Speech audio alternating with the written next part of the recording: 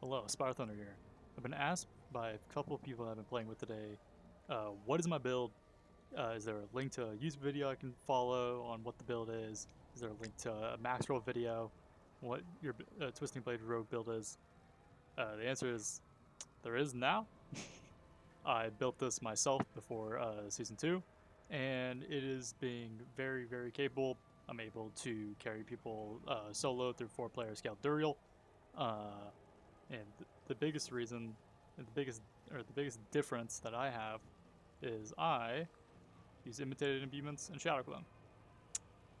This isn't very standard, and I know why people don't use it, and that's just because you get more consistent damage. But I'm able to do so much damage regardless of shadow clone that I don't think it's a big deal. And with some aspects of your gear, you can make shadow clone have pretty good uptime, especially if you get flicker step, which I do not have. So let's get breaking it down a little bit. First, basic skill tree, link to the planner in the description. Days over cooldown because the cooldown sucks. Put as many points into life as you need. It can be substituted with Vampire Power later, just because this is a Season 2 build. But you don't really need these powers to function. The powers just make it stupid broken. Dash from ability, exploit malice just for free bonus damage, and then imbuements. Imbuements are insanely important. Poison imbuement is all of your damage. Go with crit strike, just is slightly more consistent than lucky hit, although this mixed imbuement does have a higher maximum. Mixed shadow imbuement is really, really good for amplifying your poison damage, and you should try to weave it in when you can, when it is online, in between procs and bursting venoms. Now, I don't know what's the best here. I think probably just 3 into Alchemist Fortune is the best, but I have 1 in the second win just for extra lucky hit chance for like everyday content like Nightmare Dungeons and like lesson bossing. But if you're doing a boss, you want to have as much lucky hit chance on your imbuements as possible because you're trying to proc Bursting Venoms. Bursting Venoms gives you a crap ton of damage. Now, here's the big thing. Close quarters combat. This thing is broken. If you are a rogue and you are not using this, use it. It is a big upgrade over momentum. It can be worth it over precision in some cases. A little bit more rare. Victimize probably shouldn't be using. Exposure, decent trap builds. I was messing around with stuff earlier. Paragon board will also be linked in the description. The big thing is, you can get 300% damage to crowd control from your Paragon board, which will be roughly a 120 times increase on close quarters combat. This is the majority of your power. When you're leveling through Paragon board, until you get these 3 nodes unlocked on your Paragon, I would recommend that you stick with momentum, just because you're going to get the damage reduction, you're going to get the energy regen, and you're going to get the movement speed, which will scale into more attack speed. If you really want to, and let's say you're getting some drops on your gear with damage to crowd control, go ahead and swap over to close quarters combat early. But if you're building a brand new rogue, I would not recommend starting out with close quarters combat. It's probably, even then, the attack speed is worth it. I just think momentum early on will help bolster your kit. Now, specialization, we're running combo points. Combo points gives you more damage on your Twisting Blades imbuement, just because it scales up everything as a multiplier. Very important to use. Oh, one small thing. I'm recording Vampire Powers just after the end of this video. I would recommend Ravenous, Flowing Veins, and Prey on Weak pretty much at all times. These are just damage multipliers that are stupid powerful. Ravenous is the most insane attack speed bonus. And then Metamorphosis is really good for Tiabat's Will. If you don't have Tiabat's Will, where is it? Cursed Touch is very powerful as well. Just because, hey, it's going to be better for everyday clearing. Although it is nice to have a guaranteed proc Vampire Curse, so you get Flowing Veins active because that's a 60 times dot multiplier. It's very strong. Undying and Hectic is these are two that you can swap out. If you want more survivability, go Undying. If you want more cooldowns, go Hectic. You'll see a Lilith kill in a second. I don't even use Hectic for it. I don't need it. It would make it easier. I would be able to use a Shadow Clone on both phases and then just spam my punctures in order to reset my Shadow Clone in between phases. Yeah. This slot's up to you. Just pick either Undying or Hectic. It's probably the most useful. Now moving into gear, really important is the Pestilent Poisons, Blade Dancers, Bursting Venoms, and Corruption. These will give you a ton of damage, and these four should always be on your build, no matter what variation you're doing. I recommend putting Corruption onto your crossbow or your bow. Crossbow just because you're going to get more vulnerable damage. Damage to distance doesn't matter. You're not using this weapon anyways. Now, Edge Masters is super good just because it's more damage, and it's the only other really the only other multiplier that will be consistently up. You don't need that much extra attack speed this season because you have Ravenous. X-Well's Corroded Signet is actually crazy. I do not fully understand how the dot explosions work. I've seen them hit for some stupid numbers. I've seen around like 8 million damage from a dot explosion. I don't know how they scale. I don't know if they scale off the dot that triggers it, or multiple can trigger at once, and that's why you get the big numbers. But the majority of the numbers you'll see is I'll sometimes hit an enemy with puncture. The first tick of poison will proc, and it'll be like a 1.5 million explosion. Mob's instantly dead. Doesn't matter if it's elite, it's an elite, whatever. It's just dead. Uniques. Penitent Greaves is most likely going to be your best bet for a really long time. Just because it gives you access to Frigid Finesse and a very consistent application of the Control Glyph's extra effect, giving you 10 times damage to shield enemies.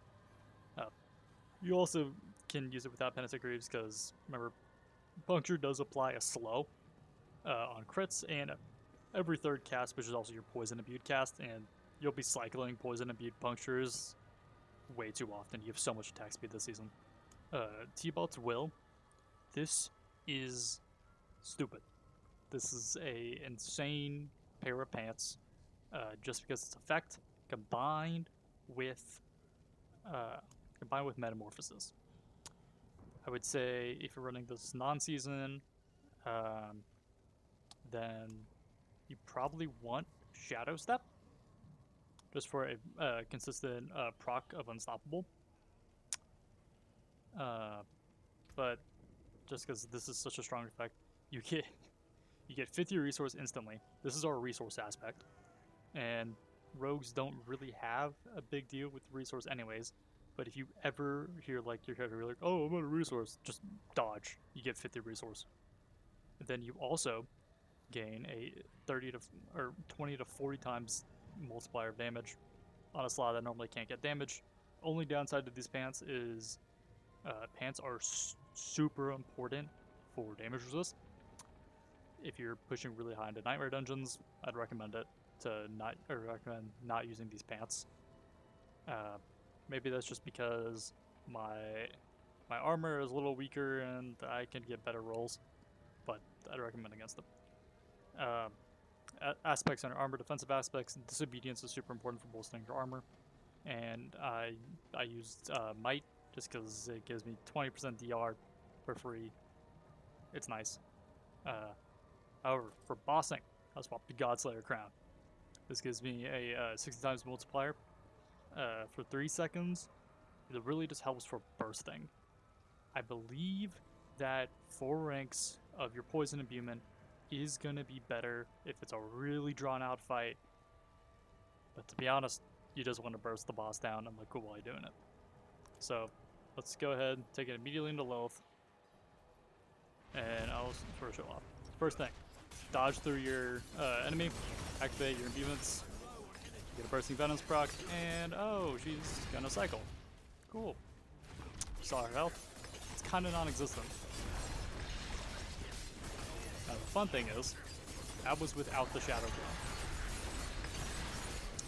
So on part 2 here, I'll show you with the clone. Always make sure that you pre-proc your imbuements, so cast your imbuement first, and then get ready on puncture poison.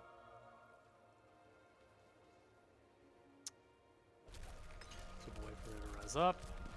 I'm gonna cast my shadow clone a little bit forward around now, and dodge through, and start damage. I don't think that was enough. Got a late bursting vibe. Nope, it was enough to cause her to not do the boils. That means this is a free fight. There's gonna be no mechanics in this. I'm just gonna basically walk and stand where I need to stand, and the fight's over. Yeah, it's a incredibly powerful build. What are you gonna say? I'll leave a link to a Maxroll build planner that I made, and that'll be it.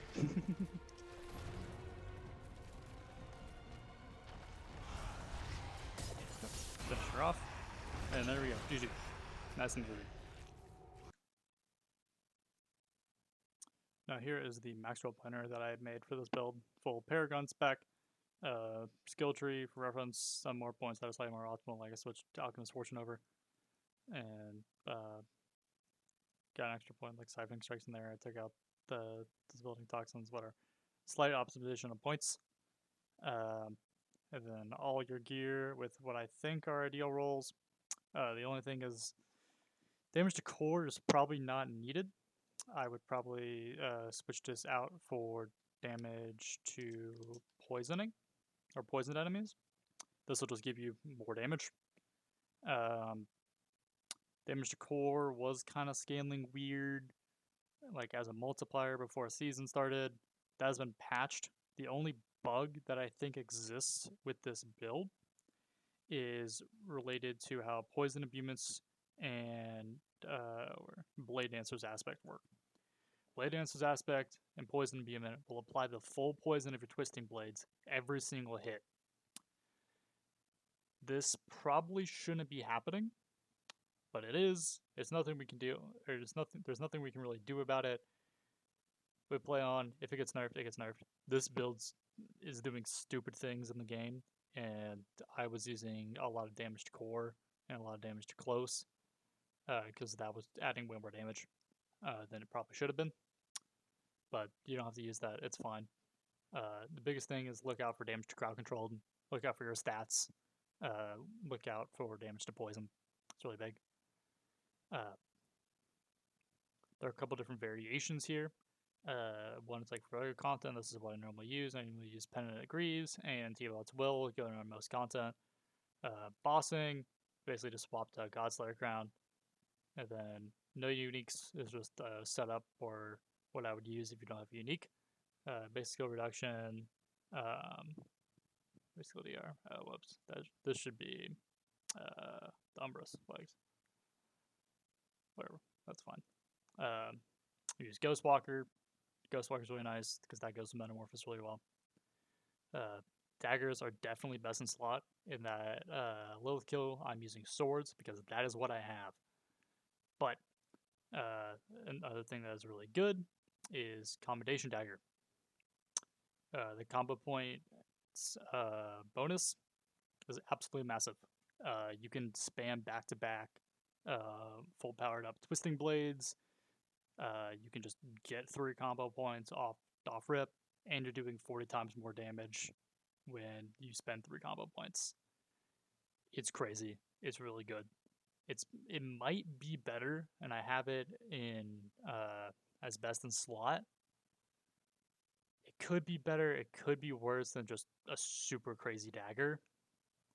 But if you get Commendation from Varshan, or Beast in the Ice, although you're not really going to be getting Beast in the Ice early because you need tier 39, but this is an 85 boss. Varshan is most likely where you're going to get Combination Dagger. If you get it early, absolutely use Combination Dagger. This carried me from like level 60 when I got an Ascendant combination from Varshan to around level 80, 85 when I got a really, really good sword. So use Combination. It's really nice. The only thing is with Combination, I drop Imitated Imbuements, and that kind of makes Shadow Clone useless,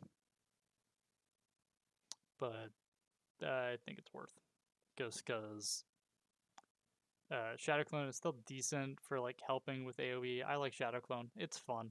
If you don't want to use an ultimate, that's fine. If you want to use, if you want to spend those points instead on Shadow Step, get yourself some crit strike, get some cooldown for it, get even more sources of unstoppable for T-Belt's will. Absolutely go for it.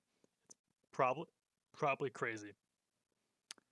Another shout out is to Flicker Step. I believe Flicker Step is absolutely crazy strong. I want to get my hands on one. It might be really weak, and it might just not be worth it. I have in my bossing setup just because attacks to reduce evade cooldown is so strong. You can use this to generate back your Metamorphosis dodge and proc T-Belt's will more, which means you have no resource problems ever. You're basically playing with Inner Sight plus a 40 times damage buff at all times if you get the max roll. And then you're also getting cooldown on your Shadow Clone, and if something lives, a Shadow Clone, like Poison Imbuements, Bursting Venoms proc, it's basically just 4-player Lilith. I think that's it. Yeah, that's probably it. But X-Falls Corroded Signet can hit stupid hard, can really help bolster damage. It can probably be swapped out for bossing, for something else, but just because I've seen it hit for some stupid numbers, I definitely want to keep it around. Pestilent Poison and Bursting Venoms, absolutely use these two together. Don't really use Bursting Venoms without Pestilent Poison. Your odds of proccing Bursting Venoms go way, way down. Even though it's like, oh, it's lucky hit for 15% chance.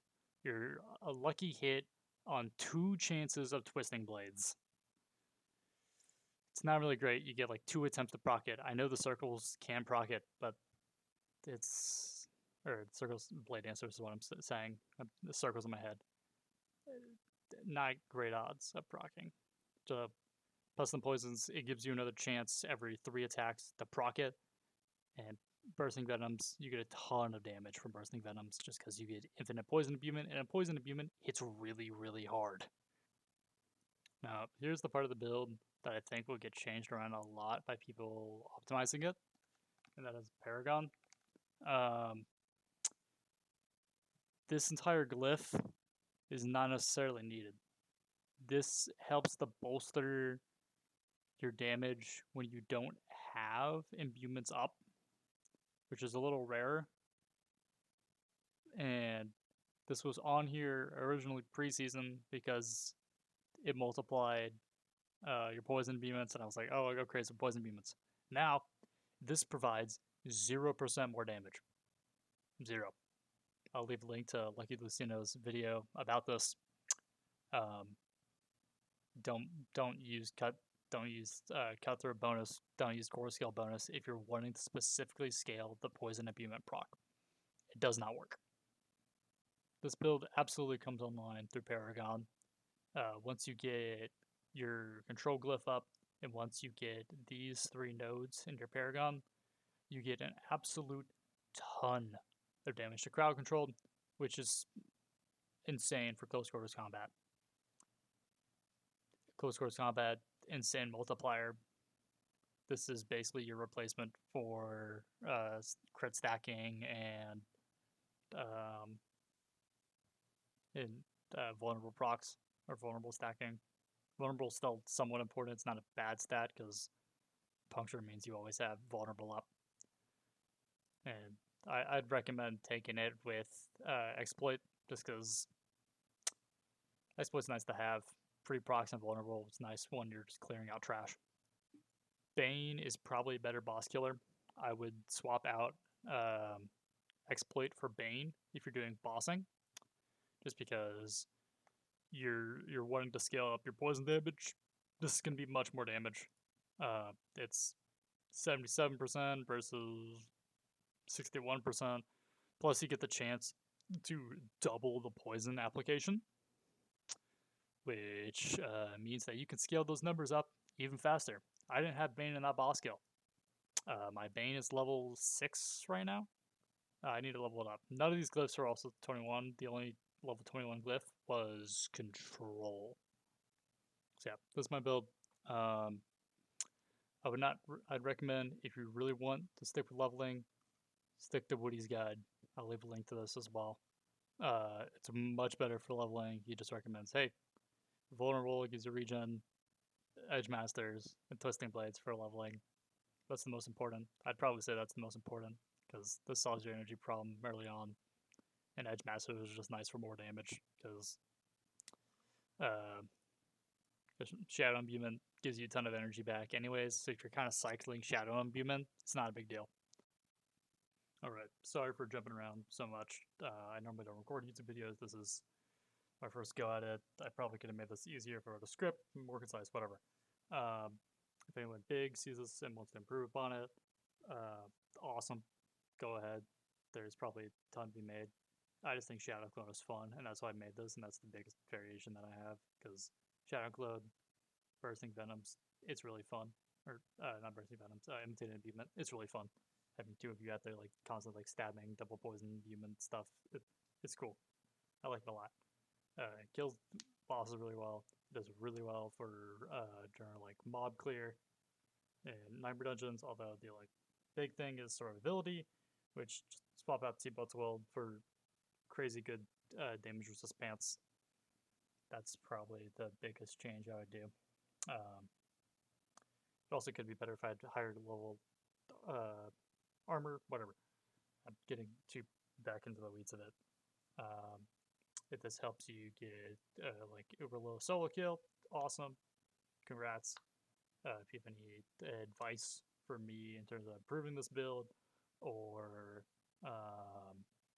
just want to talk about it, down below comments. I'll probably reach out. It's probably not going to be too many people seeing this video. I'll probably be tinkering with this build, doing fun stuff. I've been trying out the new rogue chess piece. If you see some remnants of that in here, I'm sorry. I have a testing board where I was testing stuff. Don't use this one. This is me experimenting, doing weird stuff. Don't use it. I'm gonna leave it here. I'm getting way too in the weeds of it. Thanks for watching. Appreciate it.